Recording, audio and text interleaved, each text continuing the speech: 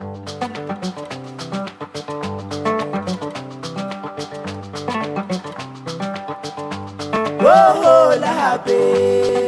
voix de la réalité. Mesdames et messieurs, mes chers compatriotes, nous avons établi les bilans des années après avoir fait table rase du passé. Notre passé est encore présent, donc il n'y avait pas de changement. Or, notre nation a besoin d'un tournant, alors voici nous est venu le temps. Mais qu'est-ce qu'on entend? Seulement, il faut marquer le pas. 50 ans d'indépendance, autrement dit, 50 ans d'interdépendance. Alors voici encore le peuple vit dans la souffrance qui n'était due qu'à cette carence, la manque de la transparence et surtout de la bonne gouvernance. Notre nation a besoin d'un changement radical et cela devrait commencer par la révolution mentale en étouffant tout conflit tribal ainsi que l'égalité ne soit plus banale. Le développement nous était verbal parce que il y a un déséquilibre régional, car nous persiste encore le rythme unilatéral vis-à-vis à l'échelle nationale. Nous condamnons l'épidémie de négocentrisme qui est toujours l'ennemi du pluralisme et rejetons-nous le règne de népotisme pour stopper le profit d'un individualisme. Ce qui est très étonnant et aussi le plus humiliant, du passé jusqu'à présent, les forces armées étaient toujours de nos dirigeants. Elle est à la merci d'un individu qui hérisse le peuple quand il prit son rang en l'abattant par les coups de fusil alors que ce dernier tombait toujours dans le bain de sang. Or, nous voulons une stabilité politique afin d'augmenter le taux de croissance économique, car il nous est trop ridicule de voir que ce chiffre soit nul. Pour ces faits, nous devrions lutter tellement si dur à l'amélioration de toute infrastructure afin d'avoir une économie plus sûre, afin de pouvoir édifier un beau futur. À notre ère, il nous faudrait une révolution agricole, car l'autosuffisance alimentaire est notre parabole. Et cela devrait aller de pair avec celle de l'industrie, donc il nous faut promouvoir l'agriculture du riz. Par contre, aider le peuple à produire tout en lui assurant sa sécurité. Ainsi, les forces armées y devraient intervenir, car le peuple se sent tellement désirrité. Par les actes des malfaiteurs, le peuple vit dans la terreur. Il est devenu malheureux car on lui a ôté ses bœufs. La masse populaire s'appauvrit et ne dort presque toute la nuit, mais nos dirigeants s'enrichissent en buvant du caprice. Il n'y aura pas de production sans la stabilisation. Et le peuple en voulait une meilleure solution car sa vie et son économie sont mises en question. Des conflits ne sont pas encore résolus, mais ils ne cessent pas de se multiplier. Il y avait un abus de laisser aller qui a mis notre nation en danger. L'unité nationale est déchirées, même les forces armées, elles sont divisées. Elles-mêmes, elles sont cicatrisées. Et j'aimerais que ça soit atténué. Quelle solution serait adoptée pour que cette tension soit maîtrisée? Je me demande qui pourra résoudre à cette équation, à l'éradication totale de la corruption qui a envahi notre nation. Face à cette situation, je ne dois pas rester mieux. Ainsi, je vous présente mes souhaits. Que la justice se place dans la neutralité tout en assurant sa transparence et son impartialité à l'épreuve de l'état de droit et non pas nous faire vivre dans une maison sans toit. Voici encore le mot que je vous le dirai un peu plus haut. Que le Bianco utilise réellement du stylo, mais non pas du pinceau, afin qu'il redevienne plus du blanco pour que le peuple l'applaudisse en bravo. Pour la corruption qui est devenue comme une tache d'huile en prenant naissance du noyau central et qui a envahi toute l'île. Pour le bien-être de l'équilibre, plaçons la conscience libre entre la technique et la politique, ainsi le choix s'explique. et qui aura le courage au redressement de ce grand dérapage pour nous tourner à la vérité et réconciliation suivie de la dépolitisation de l'administration et aussi de réduire le nombre de partis politiques qui nous divisent actuellement.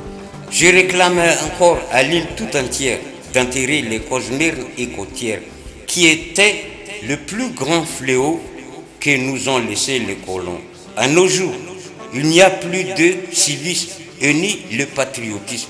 On ne trouve plus l'esprit nationaliste. Partout où on voit les feux de brousse ravagent notre patrimoine. L'exploitation forestière et l'exploitation minière, tout sont clandestines. Nos richesses, nos pierres, nos ors précieux, nos bois de rose. Les actes de criminalité s'accumulent et le peuple vit dans l'angoisse. On peut dire que Madagascar était tombé dans un péril socio-économique. Comme il vit dans un pays sans État ou bien il habite dans une maison sans toit, car il n'a aucune protection. Les lois furent irriguées pour réprimer les petits et les oppositions. C'est encore la loi de plus fort. Pour nous, les Malagasy, conquérir le pouvoir, c'est d'épargner et de s'enrichir. Actuellement, notre politique tourne à l'envers comme on met du pétrole dans un verre. Auparavant, c'est la patrie et après le parti. Mais actuellement, c'est le parti et ensuite la patrie. Autrefois, Madagascar était colonisée par les Français, mais à nos jours, elle est exploitée par nos dirigeants. C'est pourquoi, après chaque mouvement populaire, il y a toujours la refonte de la Constitution afin de pouvoir protéger leurs privilèges. Il étouffe le trou que le régime renversé a creusé, mais il crée une autre profonde fossé que le peuple ne prévoit pas encore. C'est la cause du retour de l'impasse. Si on imagine, depuis l'effondrement des régimes de tyrannes, Madagascar était comme un rocher qui se détache du haut de la montagne et dévale, amenant tous avec elle lors de son passage. Ainsi, notre économie est comme une pierre qui roule, elle n'amasse pas mousse. Si nous voulons réussir, nous devons rattraper ce que Tyrann a fait afin de pouvoir redémarrer notre économie et la vie sociale. Il faut réhabiliter ou renouveler les infrastructures de la Première République, les barrages, les canaux d'irrigation. À l'école, on doit inclure la matière d'instruction civique. Renouvelons les services de génie rural, les brigades routières et mettre en marche les usines qui sont en panne comme Sotema, Pêcherie de Nosubé et d'installer les industries lourdes comme Somapès aussi. Comme il n'existe plus le ministère des Travaux publics, nos forces armées nous étaient qu'une charge non productive. Ne peut-on pas les supprimer et le ministère des Travaux publics et d'imputer son budget aux forces armées et de les doter des engins à l'entretien des routes communales à la fois pour assurer la sécurité publique? Où sont actuellement les inspecteurs d'État, les contrôleurs des prix? Où sont nos économistes qui n'arrivent pas à rapprocher les prix des matières premières et les produits manufacturés ou les produits locaux? Or, notre nation a son économie à base d'agriculture. Il nous faut combien de sacs de café, du riz pour avoir un tracteur? Mais nos dirigeants sont munis de belles voitures 4x4 Ford, Land Cruiser. Si un jour où je serai ministre, je voyagerai en taxi brousse et je visiterai et même habiter en un mois aux endroits les plus enclavés où je mangerai ce que les gens mangent et je buvrai l'eau ce qu'ils buvent et je ferai faux malade pour voir ce qu'ils subissent au CSB2 leur traitement. Et là, je serai au courant de ce qu'ils vivent à la sécurité, à la santé et surtout, que font réellement les gens de sécurité lorsqu'ils sont en tournée. J'assisterai au Malupuknul et je ferai témoignage jusqu'au tribunal. Je tiens à vous signaler, je me démasquerai comme je ne suis pas un ministre et suivi de la mécanisation de l'agriculture et de l'élevage. C'est à partir de cela que nous pouvons mener une politique de proximité à tendance à la réalité, mais non pas de se contenter de copier-coller venant de l'extérieur. Depuis la chute de Tyrann, nos politiciens ne tiennent plus l'éthique politique ni la déontologie politique. Ils ne gardent pas leur mandat impératif. C'est pourquoi il y a des politiciens caméléons qui changent parfois de couleur. Du PSD à l'AREMA, de l'AREMA à l'UNDD, de l'AREMA au TIM, du TIM au TGV. Ce sont des mercenaires politiques qui sont toujours à la conquête des sièges. Il n'y a plus des hommes d'État, mais des hommes avides de pouvoir, d'argent et d'honneur. Pour leur profit personnel, ils mettent la masse populaire en otage et leur intérêt supérieur de la nation restait toujours un cauchemar. Ce sont tous des démagogues en lançant au peuple des promesses dans les vides. Ils sèment des lapsus lingués et des proctaxismes en lui intoxiquant des fausses informations. Cependant, les opposants n'avaient pas le droit d'accès à la radio, à la télévision publique. Il n'y avait pas la liberté d'expression, d'opinion et la démocratie restait encore verbale. En effet, le peuple a perdu sa confiance envers l'État, d'où le refus de témoigner à des procédures judiciaires. Car l'accusé est relaxé pur et simple par la force d'argent, même s'il est arrêté à flagrant délit. Et le témoin subira une lourde vengeance, soit par l'assassinat ou incendie de sa maison. Nous avons passé un demi-siècle d'État unitaire. Il n'y avait pas des élections justes et crédibles et transparentes. Et aussi, on ne trouvait pas la continuité de l'État, mais au contraire, la politique de vengeance, de rivalité et d'hostilité. La gestion des richesses, de l'économie et le développement marchait du côté unilatéral. La loi martiale décrétée ici dans la ville de Tananarive. Parce que contrairement à ce qu'on veut bien faire croire, le calme règne dans le reste du pays. Il n'y a que dans la capitale où règne cette chienlit détestable. Ce faisant, nous allons pouvoir aider le maire de Tananarive à remettre de l'ordre dans sa capitale. Il est au pouvoir depuis plus de 20 ans. Socialo-communiste, on le surnomme l'Amiral Rouge, à cause de son passé dans la marine française. Converti au libéralisme économique il y a peu, son régime n'a jamais changé. L'OUA, inquiète pour l'avenir de Madagascar, a dépêché plusieurs médiateurs sur place pour trouver une solution à la crise. Et toutes les tentatives de réconciliation soutenues par la communauté internationale ont échoué. 18 avril, Didier Ratsirac et Marc Ravalomanana sont à Dakar. Vous êtes venu en tant que président ou en tant que maire? En tant que président, je suis ici comme président. C'est déjà Ils signent un accord sous la bienveillance de l'OUA et d'Abdoulaye Wade, président du Sénégal. Cet accord, qualifié d'historique, est un espoir pour tous. Il prévoit l'arrêt des violences et une levée immédiate de tous les barrages à Madagascar. Les deux hommes qui détruisent Madagascar vont presque jusqu'à s'embrasser.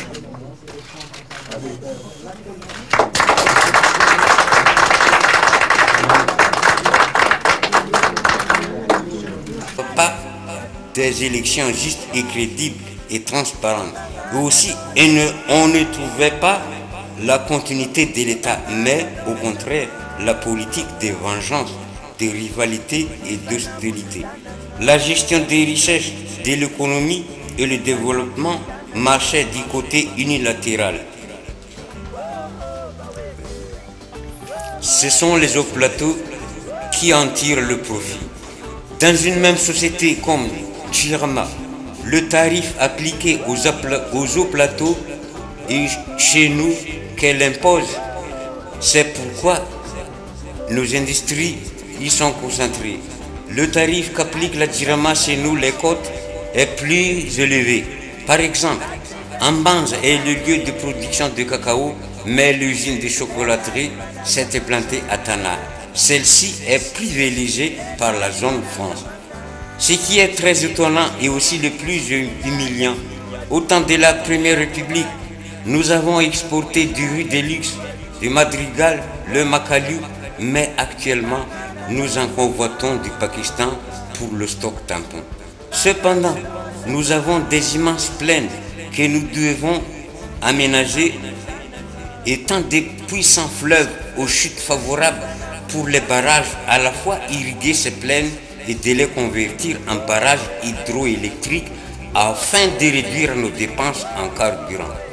Comme nous le savons, notre économie est à base d'agriculture. Par conséquent, nous devrions mécaniser notre agriculture. Vu aux actes de banditisme, nos forces de l'ordre semblent inertes. Ils semblent à la mesure des capacités d'assurer la sécurité publique. Il paraît que les Dahal sont plus puissants que nos forces de l'ordre, car ils sont dotés d'armes puissantes et de même qualité que ces forces armées. Je me demande d'où proviennent ces armes.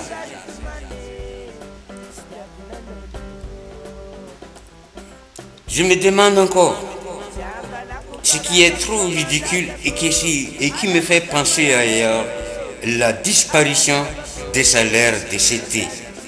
Depuis l'effondrement de la Première République, la politique se traduit comme si elle est l'art de la ruse, de l'hypocrisie et de la jalousie. La règle du jeu, c'est la politique politicienne. Nos politiciens se boycottent entre eux, d'où est né le système de blocus, et ce sont eux-mêmes qui créent les problèmes sociaux, politiques et économiques à Madagascar.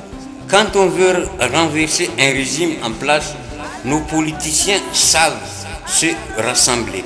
Mais quant à l'édification, ils se divisent, d'où se voit le nombre de candidats ne cesse pas d'augmenter. À nos jours, plusieurs lois doivent être révisées car elles ne conviennent plus à la réalité. Il y a encore celles depuis l'asmotique qui sont encore en vigueur. Voir la grille salariale des fonctionnaires, des main-d'œuvre. À l'exemple, le salaire d'un policier stagiaire à un professeur licencié, le salaire des ministres aux professeurs de l'université, celui d'un député face aux médecins et aux techniciens. Et depuis, aucune loi n'est érigée pour défendre le souhaitable, d'où nous assistons à la dégradation spirituelle et coutumière et même à la profanation de la culture, à l'exemple à l'incendie de notre patrimoine manzakamiade. En effet, le malgachisme est totalement raillé sous l'influence des Occidentaux. Or, d'après Jacques Chirac, les coutumes et les mœurs ne sont pas comme des marchandises que nous allons à vendre ni à échanger, mais elles doivent être à conserver. Quant à l'éducation nationale, elle est tellement déraillée, elle doit être restructurée dès la base. Il n'y a pas formation d'élite, on constate la bassesse des niveaux d'esprit et moral. L'État doit y inclure l'instruction civique, la leçon de morale et la protection de l'environnement. Nos universités deviennent le champ de bataille des politiciens et ces derniers incitent nos étudiants de réveiller le tribalisme. Or, les éléphants se battent mais les herbes en souffrent. Quant au service de la santé, les hôpitaux publics deviennent payants. Faute de la manque d'argent, nos malades sont maltraités. On constate sur 3 sur 5 morts sont dus à la non-assistance. Toutes les branches d'administration sont politisées. Il y avait toujours des pressions envers les fonctionnaires d'adhérer au parti de l'État et nos techniciens étaient mis au pied des politiciens. S'ils en refusent il risque d'être affecté indisciplinément aux endroits les plus enclavés. Sans parler à la couche laborieuse, elle est totalement délaissée et ne se voit qu'au moment de la propagande. Elle est considérée comme des poissons. On leur jette des morceaux de viande et une petite somme comme appât en contrepartie des 5 ans de leur mandat. On en parle toujours de la lutte contre la pauvreté, mais celle-ci n'est pas définie soit par son pouvoir d'achat, soit au traitement gratuit dans les hôpitaux, mais je la mesure sur ce qui est dans mon plat. Celle-ci n'a aucun impact au peuple. Quant aux institutions de l'État, la HCC, les sénateurs, les députés, ils restaient mieux face aux autres trahisons qu'avaient commises nos chefs d'État. Sur la situation actuelle, la HCC a couronné un non élu démocratiquement. Il ne pouvait réagir aux élections frauduleuses qui se sont successivement déroulées dans notre pays. Il ne méritait pas la place de la fondation de la République, vu la violation de la Constitution, les abus du pouvoir des dirigeants renversés.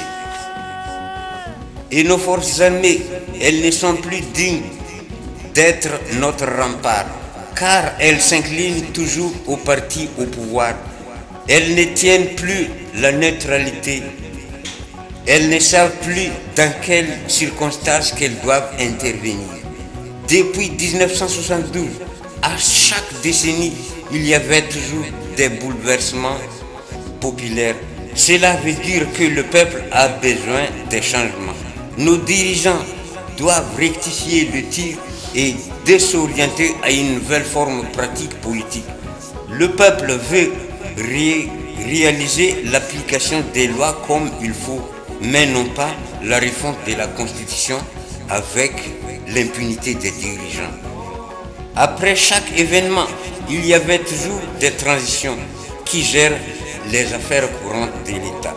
Cependant, notre nation tombait toujours dans des crises, quelle que soit crise économique, crise politique et crise sociale. Mais la crise de 2002 a failli éclater la guerre intestinale à Madagascar, où nous vivons encore ses conséquences jusqu'à présent. Quant à la crise actuelle, après la chute de Ravalman, c'est la plus longue crise en commençant de 2009 jusqu'en 2012.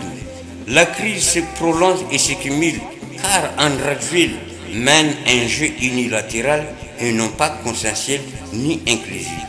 Un accord a été signé à Maputo entre Radjouil, le père de Manara Pinto, et Ratsira, le père de Madagascar qui ne s'agenouille pas, et le père de la légalité, Marc Ravaloman, sans oublier le père de la démocratie, Zafir Père. La signature a été guidée par le groupe de contact international, mais Andradjouil n'a pas appliqué ce qu'il a signé, d'où on ne voit pas la charte des valeurs. Des dialogues sur dialogues, des va-et-vient à Addis Abeba, à Pretoria, qui n'ont pas abouti à rien. Puis de Bagton au Santon, puis au Paon d'Or d'Ivat. Madagascar devient le lieu de tourisme des Simao et de Sisano et de Salamao. C'est Madagascar qu'ils jouent leur business politique. Cependant, Andradjouil et son équipe ont tenté à plusieurs reprises de faire le lobbying pour tromper la SADC et le Troïka et l'Union européenne pour obtenir la connaissance internationale. Mais leurs efforts restaient vains. De l'autre côté, les trois mouvances avec le monument forment le bloc de contrepoids. Il exige l'application de l'accord de Maputo qui nous oblige au retour de l'ordre constitutionnel en visant la transition de consensus et inclusif. Pour l'application de la charte de Maputo, le Premier ministre Mounjaroundef a démissionné pour la convention. C'est Mangala Eugène lui remplaça. Malgré Andradjouil l'a limogé et l'a remplacé par Albert Camille Vital, un colonel de Bérérou. Et ce dernier s'appuie son pouvoir militaire. Il a emprisonné ses coéquipiers de l'affaire DFGN et de Bani Aïvat, notamment le colonel Charles, le colonel Koutit et le général Lawé. D'après la feuille de route pour la sortie des crises de Santon, mandatée à Bogdon et fut signée à l'hôtel Pamondor d'Ivat, a placé Jean-Omer Birgi, qui va former un gouvernement d'union nationale, un type proposé par le professeur Zaf, maître du parti leader Fanoui. En effet, Andrade Juel a ouvert 2 postes de vice-premier ministre pour les opposants, dont un pour Ravalman et l'autre pour la mouvance Ratsir. Et quant à la nomination, c'est pour la deuxième fois, Andrade Juel n'a pas respecté ce qu'il a dit, car l'autre poste vice-premier ministre est cédé au parti TGV. D'où est violé l'article 30 de la feuille de route qui consiste la dissolution, le renouvellement, la restructuration de toute institution de l'État, comme les membres du gouvernement, les CST, les CT, la CNI. C'est peut-être faute de la manque de crédibilité que Ratsir n'a pas signé cette feuille de route.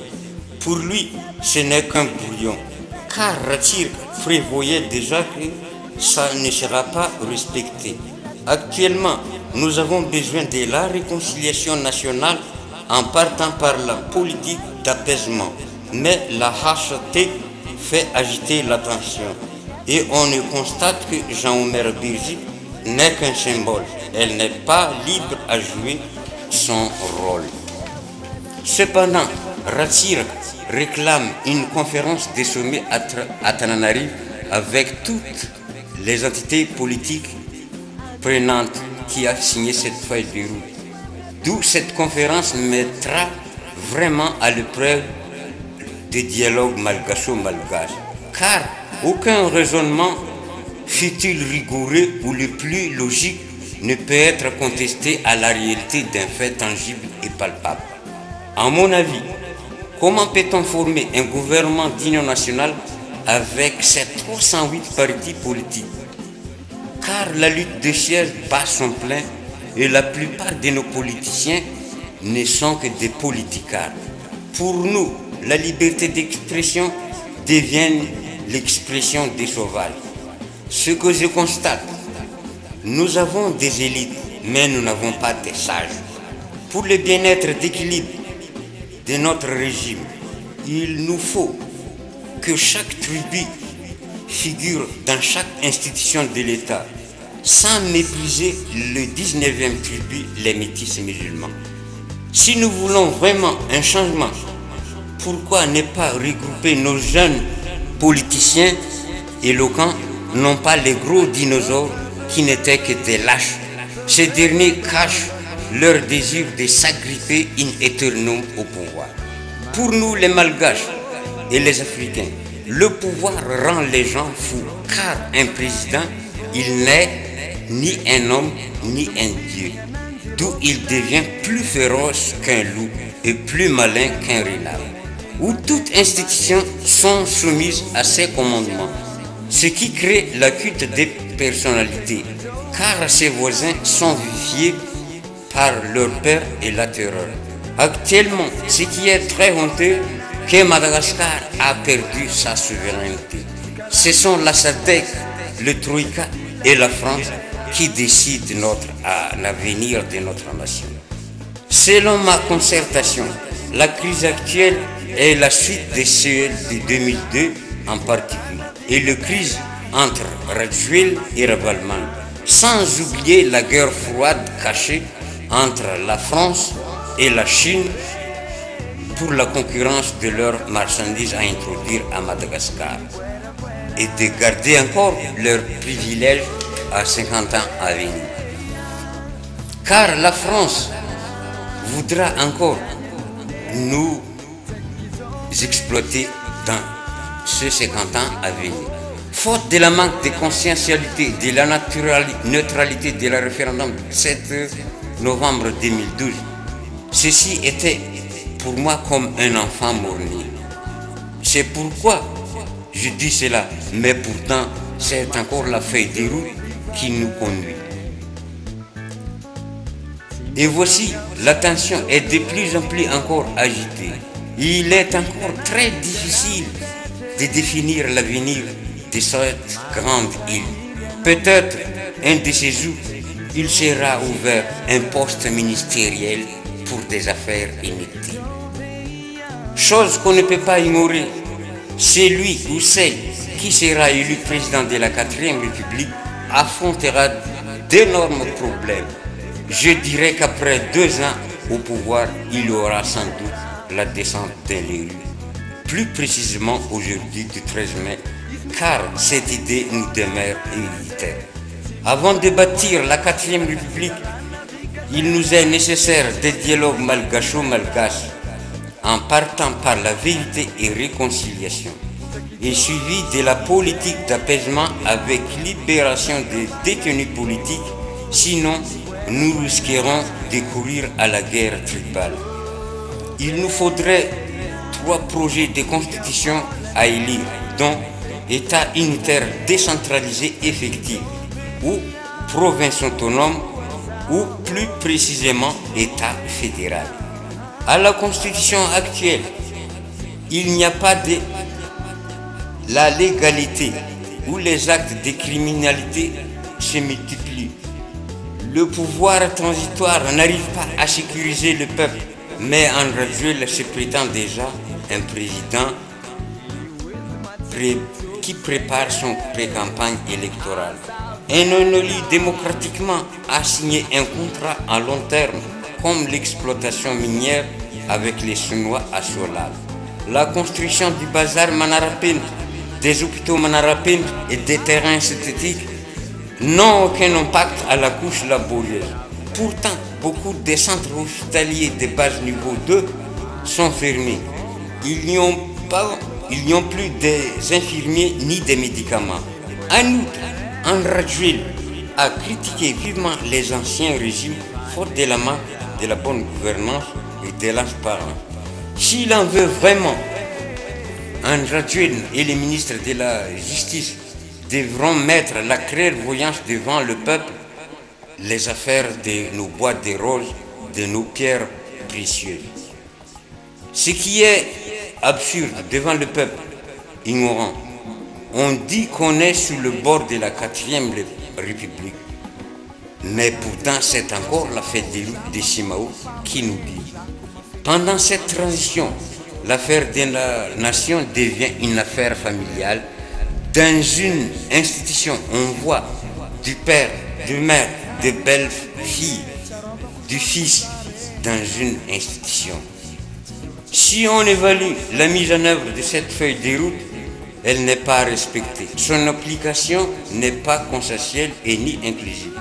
L'élargissement devient un rajout qui n'est pas conforme à l'article 30 qui dit dissolution, renouvellement, restructuration de toute institution. À ma conception, l'élargissement nous marque une ouverture à toute entité politique prenante et suivie d'une répartition équitable des sièges. En concernant l'article 20 aussi, qui nous conduira à l'apaisement, le début de la réconciliation en partant par le retour sans condition des exilés politiques et la libération de tout détenu politique. Est-ce qu'on peut espérer d'avoir la reconnaissance internationale? À Madagascar, ce sont les intellectuels politiciens qui créent nos problèmes. Ils se dispersent par la lutte des sièges, mais de ne pas trouver la solution de sortie des crises. Ils nous jouent des permutations et des arrangements des mots qui sont inscrits dans les textes. C'est pourquoi que je l'ai dit qu'ils sont des politicards et tous sont des mégalomanes. D'où l'intérêt supérieur de la nation est enterré. Sans trop critiquer, André Jules pourrait peut-être mieux faire, mais ses alentours lui alimentent par des mouches. Il n'est plus maître de soi-même. C'est pour terminer, la mondialisation n'est qu'une nouvelle forme de colonisation. Et pendant ce demi-siècle, c'est une interdépendance. Je vous demande encore, comment pourrons-nous réduire le nombre de partis politiques qui existent actuellement chez nous? car l'idéologie de l'ordre galénique qui nous était encore héréditaire, c'est de diviser pour régner. À la situation actuelle, les terrains synthétiques et les marchés des normes internationales ne sont pas question de prioritaire à la lutte contre cette profonde pauvreté. Il faudrait rétablir la sécurité sociale, d'appliquer la loi et aussi de faire fonctionner les CSBD et les approvisionner en médicaments. Pour la sortie des crises, la course aux élections n'est pas solution. Il nous faut appliquer textuellement ce qui est écrit dans la feuille de route et surtout, le point le plus chaud, c'est la réconciliation nationale. Et je soutiens vivement la conférence de sommet malgacho-malgache que réclame Ratsir. Et là se réuniront toutes les entités politiques prenantes, la société civile, syndicats des fonctionnaires, le syndicat des administrateurs, le syndicat des magistrats, la confédération des royautés royales, les Tangalamen, les FFKM, la confédération des jeunes, nos officiers supérieurs, nos sous-officiers, où toute défaillance s'explique, sinon ça sera toujours le retour de l'impasse. Et au moment où ce rocher qui se détache du haut de la montagne atteindrait sa place, il y aura un grand désastre. Ça sera une grande explosion populaire. Ayant suivi mes commentaires dès le début jusqu'à la fin, qui est vraiment le père de cette crise?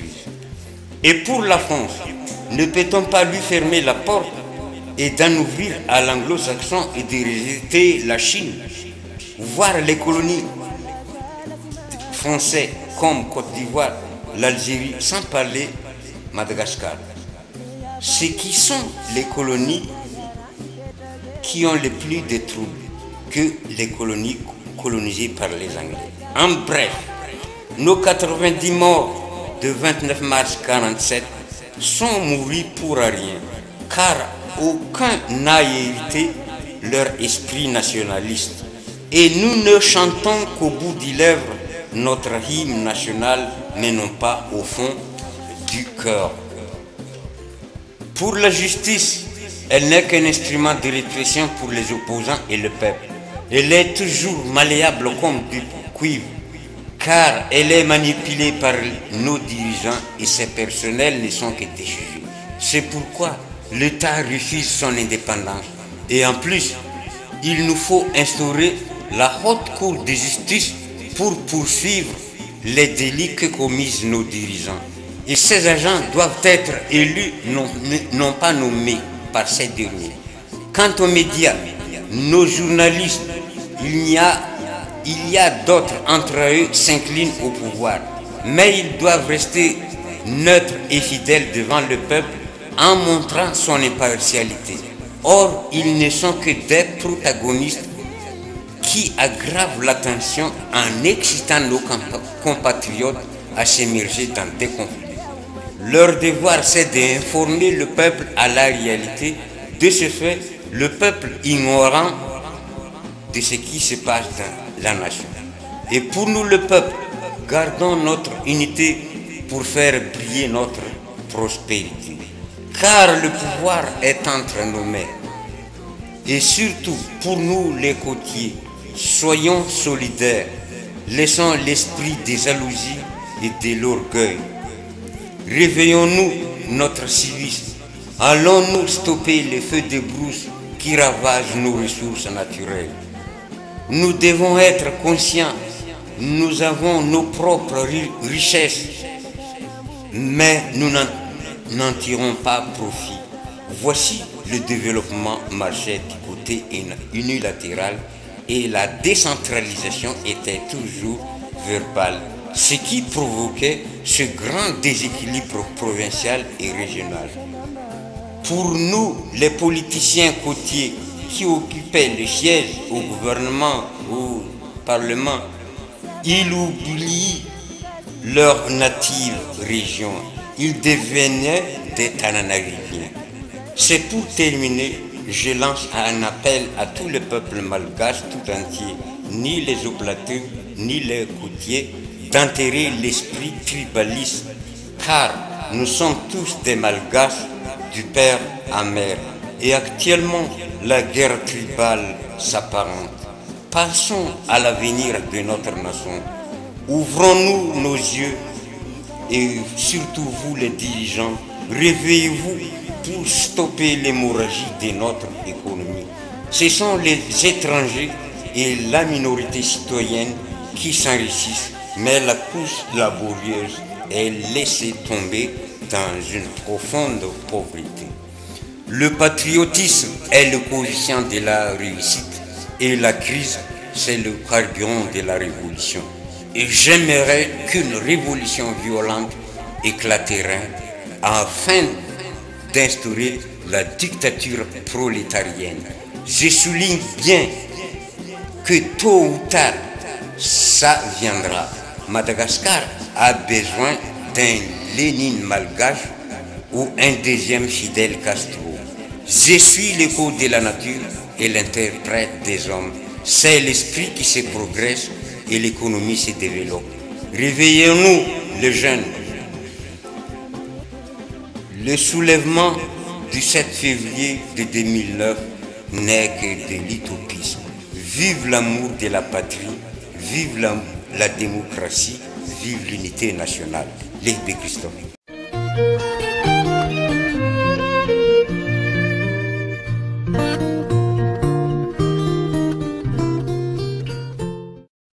Monsieur le Président, vous êtes venu à Paris aussitôt après le Conseil exécutif de la Communauté pour engager avec le gouvernement français des conversations qui devraient aboutir à la mise au point d'un processus qui permettrait à Madagascar d'obtenir son indépendance. Et j'aimerais que vous précisiez le contenu que vous entendez donner à ce mot d'indépendance, puisque je ne pense pas que vous l'interprétiez dans son sens strict, étant donné que vous allez continuer à bénéficier d'une aide matérielle et technique de la part de la France. Bien, de ce que vous dites, je crois que je dois vous faire deux réponses. Première, d'abord, c'est ceci. Je viens ici, non pas faire tout de suite pour parler sur le transfert des compétences. Ça, je ne peux pas le faire parce que je suis tout seul. Vous voyez, je ne suis pas un dictateur, moi. Alors, je viens seulement prendre contact, de faire des contacts préliminaires aux hommes politiques français, pour voir justement quand est-ce que je pourrais revenir ce mois-là avec une délégation de mon gouvernement. Vous voyez, voilà la première réponse. Et deuxième réponse, sur le mot indépendance. Sur le mot indépendance, moi, comme vous le savez, je suis un partisan farouche de la communauté. Moi, je sais bien que dans ce monde dangereux, comme dit le général de Gaulle, être seul, c'est dangereux. Alors, moi, j'entends par indépendance avoir, comme l'a bien marqué le général, avoir des relations extérieures. Il a employé l'expression, j'ai oublié le mot, mais il a dit souveraineté internationale. Voilà les mots qu'il a employés. Mais pour moi, c'est ça, avoir une souveraineté internationale. Mais moi, je ne suis pas partisan de la rupture, par exemple, avec la communauté. Pour moi, la communauté doit toujours exister, car depuis 1958, moi j'ai toujours dit que la chose qu'on doit mettre dans la communauté dépend de nous. La communauté doit être élastique, souple, chacun y trouvera sa place. C'est-à-dire que tout le monde ne pourra pas être à la même place. Vous voyez? Ce qui veut dire que pour moi, même si Madagascar demain est indépendant, employant ces mots, mais pour moi la communauté doit toujours continuer. Il faut que cette communauté ait toujours un chef commun. Vous voyez? Pour moi, ce n'est pas une espèce, comme disaient les journalistes, une communauté contractuelle. Je ne suis pas d'accord là-dessus. Pour moi, c'est une communauté avec un chef commun que tout le monde choisira. Vous voyez? Pour bien marquer l'union. Mais cela n'empêche pas l'indépendance. On peut être indépendant, mais on va quand même être d'accord pour avoir un ensemble où il y aura un chef commun. Oui. Croyez-vous précisément, Monsieur le Président, que tous vos partenaires au sein de la communauté acceptent ce chef commun? Moi, je le crois, parce que moi, j'ai posé la question au Mali. Moi, je leur dis, qu'est-ce que vous pensez de votre indépendance? Moi, j'ai dit, nous, malgaches, notre indépendance, c'est avoir cette responsabilité internationale, mais nous ne voulons pas rompre la communauté. Nous ne voulons pas rompre aussi, par exemple, la tête de la communauté, pour bien marquer l'union. Et Modibo Keïta, hier soir, me l'a bien promis. Il m'a dit, d'accord, M. Tiran, nous aussi, nous pensons comme ça. Vous voyez? Monsieur le Président, en terminant, je voudrais vous poser une question qui apparemment a l'air stupide. Oui. Qu'est-ce qui pourrait se passer si la France, à son tour, demandait son indépendance? Eh bien, si la France, à son tour, demandait son indépendance, quant à moi, je ne le souhaite pas. Car c'est la France qui est le pilier de la communauté, de cet ensemble. Et je crois même que cette communauté commence à avoir l'admiration du monde actuel, ce qui fait que c'est l'honneur de la France et de son chef, du chef de la communauté, du général de Gaulle. Alors, si la France sort de la communauté, quitte la communauté, c'est son droit, bien entendu, mais ce serait regrettable. Nous aurons défait une œuvre que je trouve grandiose. Vous voyez? Bah, moi, comme je vous l'ai dit, je suis un partisan farouche de la communauté.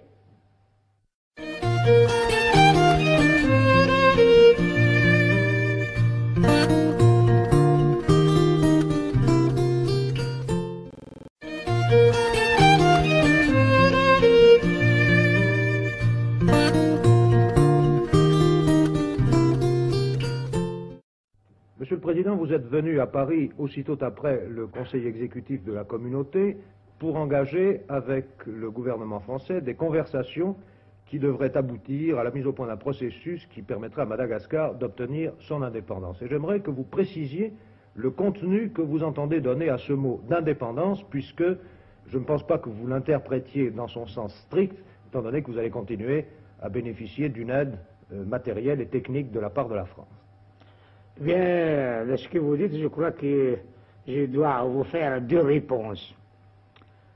Première, d'abord, je viens ici, non pas faire tout de suite pour parler sur le transfert des compétences. Ça, je ne peux pas le faire parce que je suis tout seul. Vous voyez, je ne suis pas un dictateur, moi.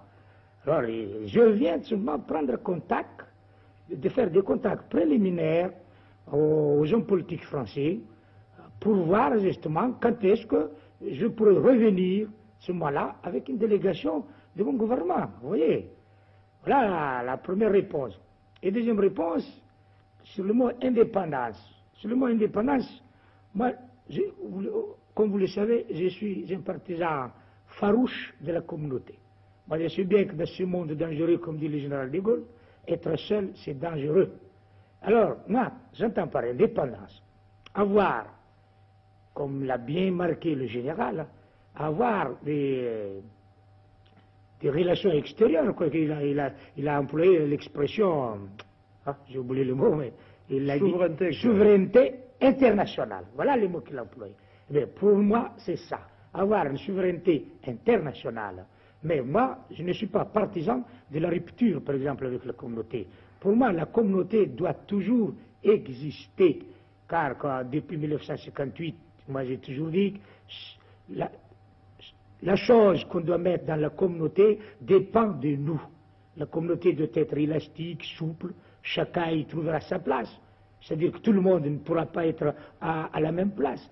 Vous voyez? Ce qui veut dire que pour moi, même si Madagascar demain est indépendant, employant ces mots, mais pour moi, la communauté doit toujours continuer. Il faut que cette communauté ait toujours un chef commun. Vous voyez?